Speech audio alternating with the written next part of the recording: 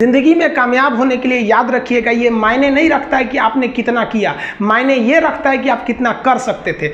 जब लंका में पुल बनाया जा रहा था पत्थरों को जोड़ जोड़ कर सीता माँ को लाने के लिए, तो बंदरों के साथ साथ गिलहरियाँ भी वहाँ पत्थर भर रही थी, तो इन सब से कितना पत्थर ही उठेगा। एक बंदर आया तो उठा के फेंक दिया गिलहरी को, भाग यहाँ से, तो इतनी पत्थर बीच में ला रही है।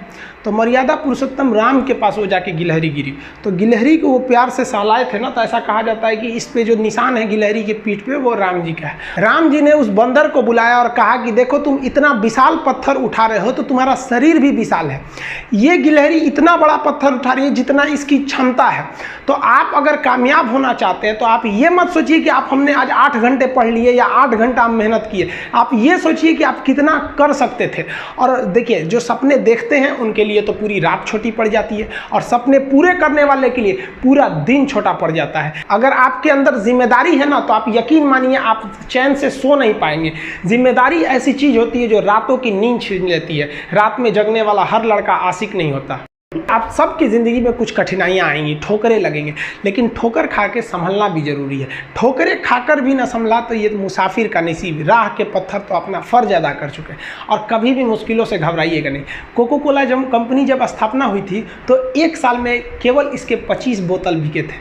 कंपनी का दिमाग हिल गया था, लेकिन आज के समय में दुनिया में हर जगह कोको कोला बिकता है, और इसने तो फिजिक्स को उल्टा कर दिया। लोग कहते हैं ठंडा मतलब तो कोको कोला, भाई साहब ठंडा मतलब वो होता है जिसका टेम्परेचर कम हो, लेकिन इतना भी कहा कि इसके आगे लोग भूल गए कि ठंडा मतलब कोको कोला नहीं होता है, ठंडा मतलब वह चीज जिसका टेम्परेचर कम है। इसलिए परेशानियों से कभी मत घबराइएगा। आगे बढ़ने के लिए तकलीफ का होना जरूरी है, क्योंकि छांव आते ही इंसान के कदम रुक जाते हैं और धूप में कभी कदम नहीं रुकते हैं। ज़रूरी नहीं कि हर चीज़ आपको किताबें और यूनिवर्सिटी में ही पढ़ाया जाएगा। बहुत से चीज़ें हैं जो आपकी खाली पेट और खाली जेब सिखाएगी, जो आपको कोई टीचर नहीं सिखाएगा। कहते हैं जरा सी छेद क्या हो गई मेरे जेब में, सिक्कों से ज़्यादा तो मेरे रिश्तेदार गिर गए। लाइफ में सबका स्ट्रगल होता है। हम लोग के भी लाइफ में बहुत तकलीफें आई थी। ज़िंदगी में इतने तकलीफ देखे कि अब अगर तकलीफ नहीं होता है तो तकलीफ होता है। ज़िंदगी ने उस मुकाम पर लाकर छोड़ा है जहाँ पसंद तो बहुत कुछ है, लेकिन चाहिए कुछ भी नहीं।